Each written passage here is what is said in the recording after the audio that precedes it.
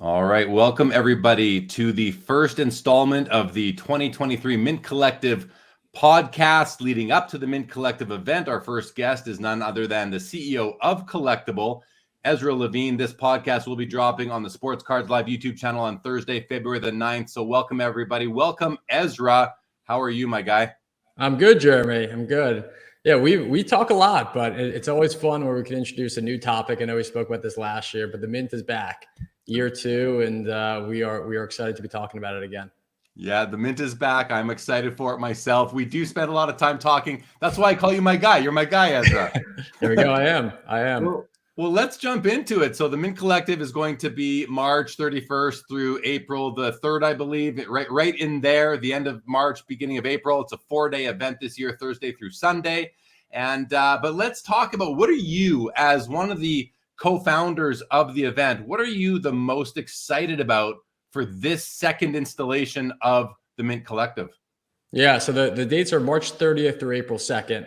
It'll be a 4-day event. So you're close there. You're close.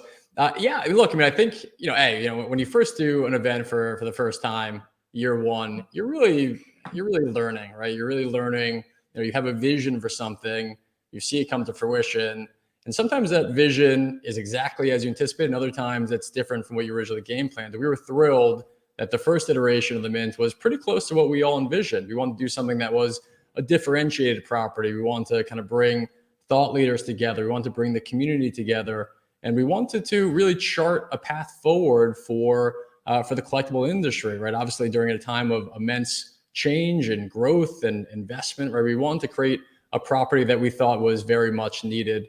Last year was a tremendous success. We're really thrilled with how it turned out. I continue to hear, even though almost a full year after the fact, I continue to hear people saying the Mint Collective last year was the most impactful event that I went to, whether it's just because they built new relationships, new partnerships, a lot of business development happened, a lot of new entrepreneurs came to the market, for the first time.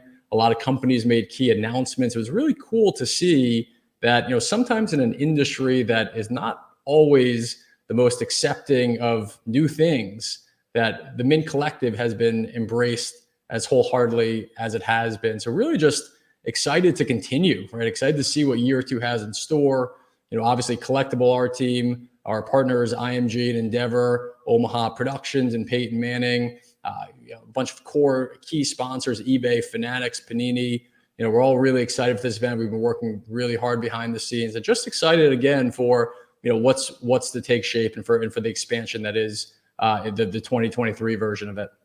I'll just sort of add to that last year's event I thought was extremely impactful. I had a great time, met a lot of people, saw a lot of new companies setting up, showcasing their products and services. The marketplace was better than I had expected. I've heard that it's going to be a lot bigger this year, and I thought, wow, that's amazing, because it was pretty big last year. So excited for that. What besides the change I just mentioned, as far as the enlarged marketplace itself from a square footage perspective, the amount of vendors and dealers and installations, what other key changes for people who were there last year, people who heard about last year's event? What are some of the key changes this year versus last year that you think are going to really help step up the event from where it was? Yeah, so again, the first year was really well received, right? So we didn't want to change too much about it. We wanted to keep what people really liked about it and to make some iterations and improvements based on feedback received. So for people who were there last year, a lot of it's going to be similar, right? Same location, same venue. I believe, similar, if not the exact same dates. A lot of the same people, a lot of the same industry leaders, a lot of the same companies, right? All of that will be represented. So I think in a lot of ways it'll feel very similar, but with a couple key differences and improvements. One is that we're expanding, right? So it was 3 days last year. This year it'll be 4. We are expanding what people really liked as well, which was the educational component, the thought leadership component, the workshop component. So we're expanding that. That's all going to be centralized on one specific day. And there'll be more topics, more conversation, more education. New companies are coming and really activating in impactful ways. Really, again, just to educate the market and to grow the market. You are going to see an expanded marketplace presence. One bit of feedback we received last year for people who were there is sometimes you were caught and I've felt this way a lot. Do I go into the marketplace and potentially buy, sell, or trade, or do I go learn, right? And that was something that people said, hey, look, if there's a way to allow me to do both and to not feel like I'm missing out on any one in particular, that would be great. So we're going to have an expanded marketplace presence and an expanded sort of content education and learning presence. So those are a couple big things. We always have surprises up our belt, so I'm sure some things are yet to be announced. But yeah, I would say it's those core differences that is going to sort of differentiate us again, but also piggybacking on things that people really enjoyed about the first iteration of it. So if you're somebody who wasn't there last year and you are on the fence about going this year, you think, okay, I got to book my travel, I got to buy a ticket to get in. Yeah. What would you say to somebody, why should they attend? You just went over and told us, what's different from last year. You've explained that there's the marketplace, there are other events as well, there's workshops. If you were to tell somebody who is on the fence, how would you convince them to come? Yeah, look, I mean, I'd say, in my opinion, this is, and there's a lot of great events in the industry. I don't, no harm on any of those. A lot of amazing events. To me, this is the most differentiated property of the year. This is the perfect combination of commerce and content, right? It's the perfect combination of, learning, transacting, and really getting to know people in a way that I don't personally feel you're able to at some of these other shows. It's not overwhelming. It's not solely transactional. It's really a combination of, impactful time together, the ability to really strike up meaningful relationships and partners, the ability to really kind of make your name in the community, the ability to transact in a meaningful way, on the trade floor. It's a very interesting, exciting, and sort of like an amalgamation of a lot of things that we like about different shows. I'll put into one. Plus, it's Vegas. Who doesn't like going to Vegas? Especially during NCAA. I think it's Final Four weekend, I believe, this year. So it's the hobby, it's learning, it's growing, it's relationships, it's community, it's in Vegas, NCAA Final Four weekend. So there's a lot to like. I would highly encourage people to make the trip. Now, last year, there was an auction that was affiliated with the event itself. And my understanding is that there will be an auction this year as well, a bit of a tweak. What can you tell us about the Mint 25 auction this year? Yeah, so Collectible is curating this auction in partnership with eBay. It'll be hosted on eBay. We're really excited about that. And we're really excited to kind of bring some of the innovations that eBay and Collectible have been working on, both separately and together to the table at this event. There's going to be a really interesting component to it. It will all be wrapped around the event. So the auction will essentially kick off at the Mint Collective. And some of the items that will be featured in the auction will be on display at the Mint Collective. So if you're an interested bidder, you can come and actually see the items in person. And then the auction will conclude the week after the event is over. There will be various components to it. We'll make some announcements on it. Last year, it was just 25 lots. And that's how we sort of deemed it, the Mint 25. This year, there still will be the Mint 25. The 25 assets, the 25 sort of most premier assets will receive, sort of PR and custom content creation and enhanced storytelling, but it actually will be a more approachable auction, right? So last year was just 25 lots, average value 250 grand and higher, which is amazing. We're able to get great items, but obviously, for a large part of the market, they were priced out. So this year we wanted to be a little bit more inclusive. We wanted to widen, the net of potential participants and do it in partnership with eBay. So, I think people will be able to find something for them. I think people can find things at affordable price points, and we'll still have that high-end, elevated nature of the auction as well. I look forward to seeing what some of those items will be on display at the event at the end of March. Also, speak a little bit, if you can, to Collectibles Activities and installation. What are you guys doing at the Mint within the event itself during the course of the 4 days? Yeah. So again, what Collectible likes to do, right, is really, try to get to know people and to try to create, really unique social environments. So we're going to be hosting a cocktail event there called Cocktail and Cards. Some people who came to the national, probably experienced something similar. We did something at Beckett Industry Summit. We did it last year as well. So, we're going to be doing that again. We're also hosting a breakout room. So we'll have sort of a full day of content and education in partnership with Card Ladder. So we'll be hosting a breakout room on March 31st. That's a Friday, to really just bring different topics, different areas of interest to life in a really meaningful way in partnership with Card Ladder. Really, really excited about that. Obviously, a big role in the auction. We'll be curating the Mint Collective auction. I should give a little bit of a plug. We just opened up consignments for the auction. We're going to be very curatorial and pretty selective when it comes to the pieces that will be included. But if you are a consigner or someone who wants to potentially be a consigner, we did open up submissions the other day. You can find the form on the Mint Collective's website. And the first 10 people, I hope I have this right, the first 10 people who submit an item worth $25,000 or higher will receive a free VIP ticket to the event. So that's, if the enhanced promotion and the activity around the event wasn't enough to kind of sway you, you will receive a free VIP ticket to the event if you are one of the first 10 consigners to submit an asset appraised at $25,000 or higher. So pretty cool opportunity there. Right. Now let's talk about tickets to the event for a moment, because some people who may be watching this may be on the fence about coming and need to know how to get tickets. So first of all, what's the main website for the Mint Collective? Is it simply themintcollective.com? I believe so. Okay, so go to mintcollective.com or themintcollective.com. And the tickets, now I was speaking with Lauren from IMG earlier, and she filled me in on how the tickets work. So there's a 4-day ticket, which is $599.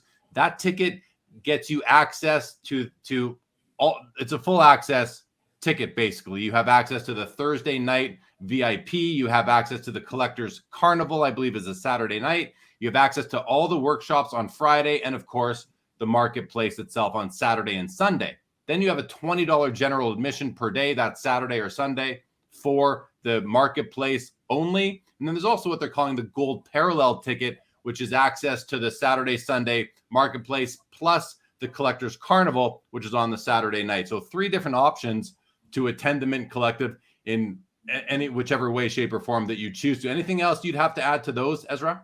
What would you suggest? Or what do you like?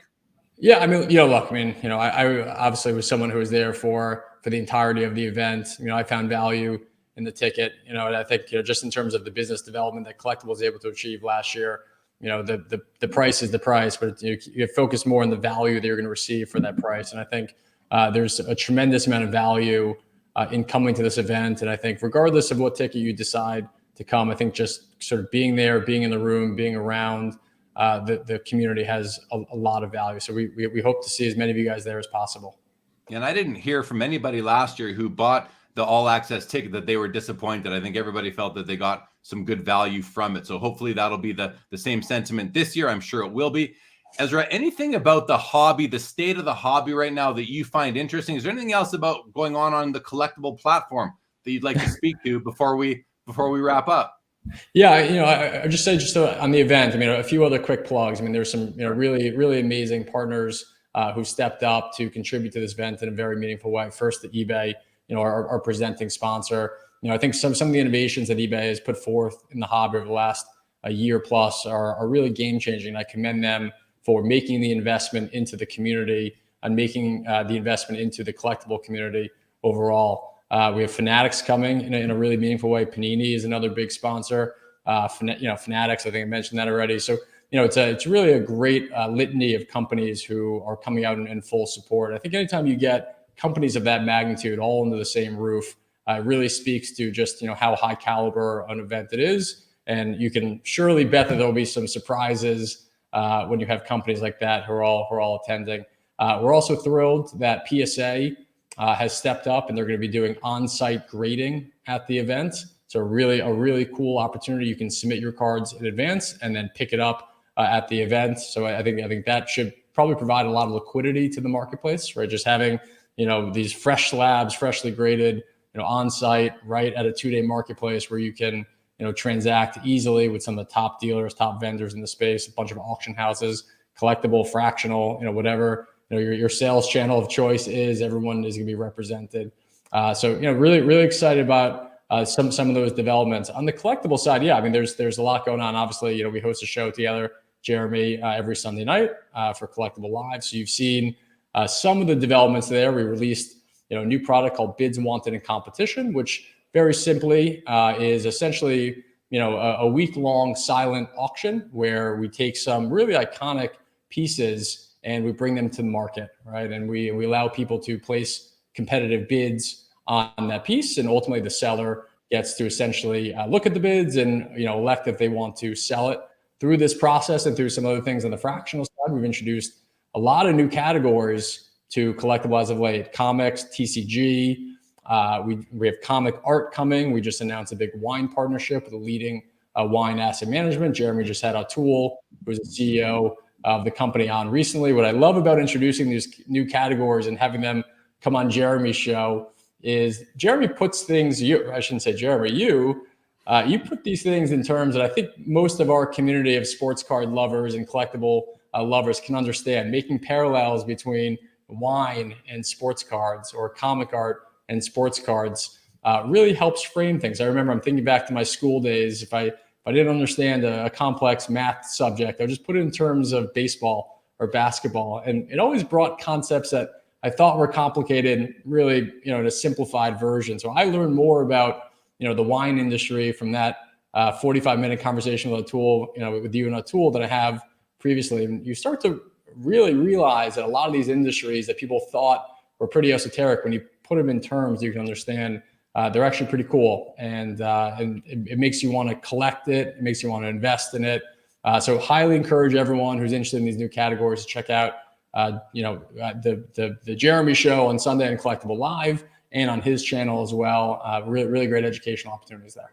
Yeah, we've been doing Sunday at 7:00 Eastern is our traditional time. We have been doing them sometimes Tuesdays at 7:00 Eastern. Today is Tuesday, although this episode of the Mint Collective podcast will be dropping on Thursday. But I will mention that in a few hours from now, I will be recording live with Glenn Brunswick, who is from Panel Page Art, and he is your new comic book original art partner, if I can call him that. So I'm looking forward to having another one of those episodes later today where we're learning about a new collectible, at least new to me, but I'm going to look at it through the sports cards and memorabilia collector's lens. You mentioned Fanatics as a partner of the Mint Collective.